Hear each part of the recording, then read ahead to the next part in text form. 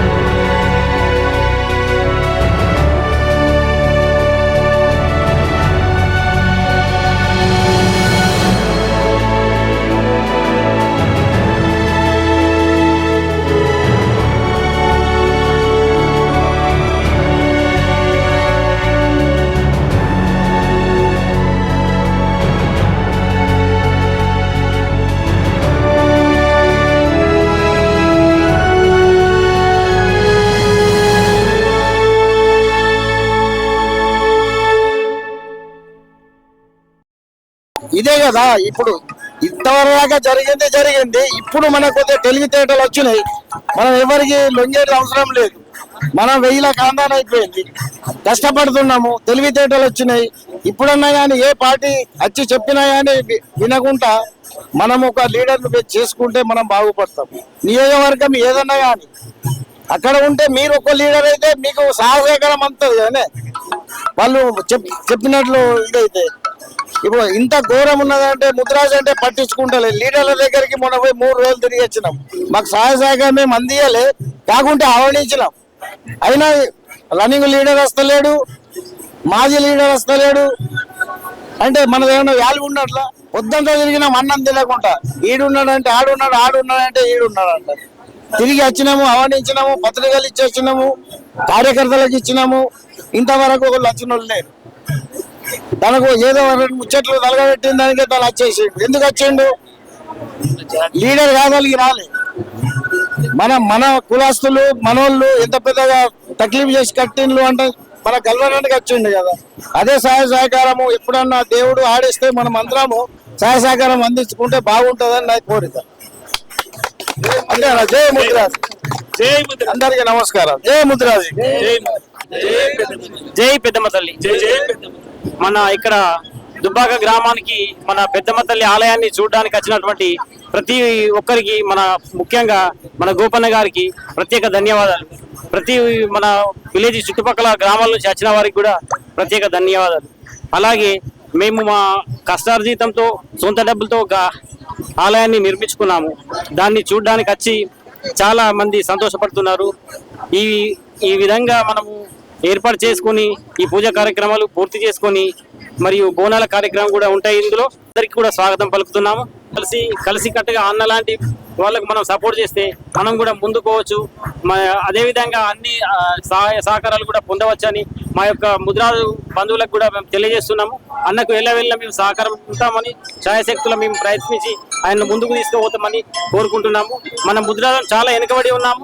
మనం ముందుకు నడవాలి అని అంటే మన నాయకులకు మనం సపోర్ట్ చేసుకుంటూ మనం ముందుకు వెళ్తే బాగుంటుందని కూడా కోరుకుంటున్నాము. ఈరోజు మన నిజామాబాద్ జిల్లా దర్పల్లి మండలం దుబ్బాక గ్రామంలో మన పెద్దమ్మ తల్లి విగ్రహాన్ని ఏర్పాటు చేసుకొని ఈ గుడిని ఏర్పాటు చేసుకున్న సందర్భంగా వివిధ గ్రామాల నుంచి విచ్చేసినటువంటి మహిళలకు మరియు మన కుల పెద్దలకు వీరందరికీ ప్రత్యేకంగా ధన్యవాదాలు తెలుపుతున్నా.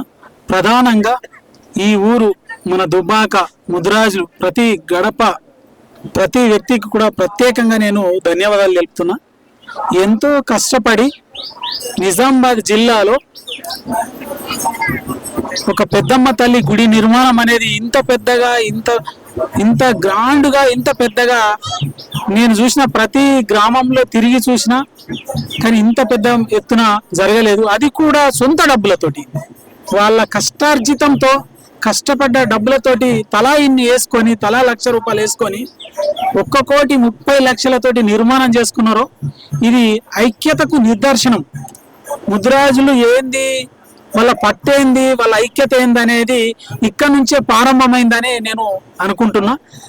అందుకని ప్రత్యేకంగా మన దుబాక మన ముద్రాజులందరికీ మరొక్కసారి కూడా వారికి కృతజ్ఞతలు తెలుపుతా ఉన్నా. మన కులదేవత మన పెద్దమ్మ తల్లి, ఖచ్చితంగా పెద్దమ్మ తల్లి ఆశీస్సులతోటే మనం ఇంతవరకు ఇంత చైతన్యంగా ఉన్నాము అంటే ఈ రేంజ్ లో మనం కట్టుబడి ఉన్నాము అంటే కారణం ఏంటంటే ఒక పెద్దమ్మ తల్లి.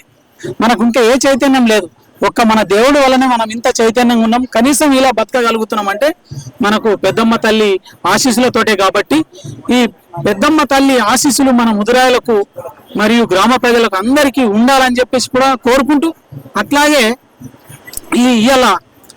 ఈ పెద్దమ్మ తల్లి ఇలా నిర్మాణం చేసుకొని ఇంత గ్రాంట్గా ఇనాగ్రేషన్ చేసుకున్నందుకు మేము వస్తూ ఉంటే చాలా ఆనందంగా ఉంది. మాకు రాగానే ఏం గుడి, ఏం ఒక తీర్థం లాగా ఉంది, ఒక పెద్ద జాతర లాగా ఉంది అని, ఒక సమ్మక్క సారక్క జాతర లాగా ఉంది అనే విధంగా తలపించే విధంగా కనిపించింది నాకు. చాలా నేను ఆశ్చర్యపడ్డా. కాబట్టి నేను మీకు ఇంకొకసారి కూడా చెప్తా ఉన్నా, దుబాక ప్రజలకు మన ముద్రాయలకు ప్రత్యేకంగా మన ముద్రాయలకు ఇంత కష్టపడి మీరు ఈ గుడి నిర్మాణం చేసి ఇంత బ్రహ్మాండంగా ఈ గుడి నిర్మాణం చేసిన దానికి మీకు నేను ప్రత్యేకంగా అభినందనలు తెలుపుతూ, ఈ పెద్దమ్మ తల్లి ఆశీస్సులు మన పంటలు బాగా వండాలి. ఇలా మనకు భారీ వర్షాలతోటి కూడా నష్టపోయినాం, కానీ వాళ్ళకు లాభదాయంగా జరిగే విధంగా ఉండాలి. అట్లాగే మన కాన్స్టిట్యున్సీ ప్రజలకు కానీ మన మండల ప్రజలకు కానీ పెద్దమ్మ తల్లి ఆశీస్సులు ఉండాలని చెప్పేసి కూడా కోరుకుంటున్నా. పెద్దమ్మ తల్లి దయ ఉండాలని చెప్పేసి కూడా మన ముద్రాయలకు ప్రత్యేకంగా ఉండాలి, మరియు ప్రజలందరికీ కూడా ఉండాలని కూడా కోరుకుంటున్నా. నాకు తెలిసి దుబాక ముద్రాజులను ఆదర్శంగా తీసుకొని ఇది వాస్తవంగా ఒక గుడి నిర్మాణమే కాదు, ఇది ఒక ఐక్యతకు ఒక మారుపేరని చెప్పేసి అనుకుంటున్నా. ఎందుకంటే ఐక్యతగా ఉంటేనే ఇది సాధ్యమైంది, లేకుంటే సాధ్యం కాదు. ఇది మనం ఏ విషయంలో ఉండాలా, ఇంతే ఐక్యత. మన పెద్దమ్మ తల్లి మన ఇంటి దేవత కాబట్టి మనం ఎట్లయితే ఐక్యంగా ఉన్నామో అట్లాగే అన్ని విషయాలలో కూడా మనం ఇట్లా ఐక్యంగా ఉంటే మనం అనుకుంటే కాని పని లేదు, ముదిరాజులు అనుకుంటే కాని పని లేదు. ముదిరాజులు తలుసుకుంటే ఏమన్నా అవుతుందిరా అనే భావన రాజకీయ నాయకులకు ఉన్నది. కాకపోతే మనం మూటి లేక మనము ఇచ్చకపోవట్లా, కాబట్టి మనకు పనులు అవుతలేవు. దయచేసి మీరు అర్థం చేసుకోండి. ఖచ్చితంగా ఐక్యత అనేది మనం సాధిస్తే అన్ని సాధ్యమవుతాయి. మనం మునుముందు ఇక జరగబోయే రోజులలో ఖచ్చితంగా ఒకటిగా ఉండండి, ప్రతిదీ సాధ్యమవుతుంది. అందుకని దయచేసి మీకు చెప్తా ఉన్నా, మన వాళ్లకు ఏ కష్టం వచ్చినా నష్టం వచ్చినా మనం ఒకటిగా ఉండాలా, మనం ముందుకు రావాలా. మనోడికి ఒక్కోడికి దెబ్బ కలిగిందంటే మనం అందరం ఒకటి అయినామనుకో ఎదుటోడు భయపడి పారిపోతాడు. మనము పక్కకి వెళ్ళిపోయినాం అనుకో మనోడికి అన్యాయం జరుగుతుంది. ఒకరోజు ఆడికి అన్యాయం జరిగినప్పుడు రేపు మనోడికి ఇంకొకడికి కూడా అన్యాయం జరుగుతుంది, మన కులపొడికి. ఇది మనం గ్రహించాలా, తెలుసుకోవాలా. తెలుసుకుంటే ఖచ్చితంగా మనము మన మీద ఎవటి వీళ్ళ వాళ్ళదు, మనలో జోలికి ఎవడు రాడు. ఇవాళ మనలో ఎవరు తక్కువ చూడరు. ఇవాళ మనకి ఈ పరిస్థితులు ఎందుకు వస్తున్నాయి అంటే కారణం ఏంటంటే మనము డెవలప్మెంట్ విషయంలో కానీ ఇంకొక విషయంలో కానీ ఏ విషయాలలో కానీ ఓట్ల విషయంలో కానీ ఏ రాజకీయ విషయాలలో కానీ మనం ఐక్యంగా లేం కాబట్టి ఈ పరిస్థితి మనకు వస్తుంది. కాబట్టి దయచేసి ఇది గమనించి మనం ఐక్యత చాటాలి, మనం ఒకటిగా ఉండాలా, మోటిగా ఉండాలని చెప్పేసి తెలియజేస్తూ జై ముదిరాజ్. ప్రత్యేకంగా మా ముదిరాజ్ ఛానల్ కు ప్రత్యేకంగా నేను ధన్యవాదాలు తెలుపుతా ఉన్నా.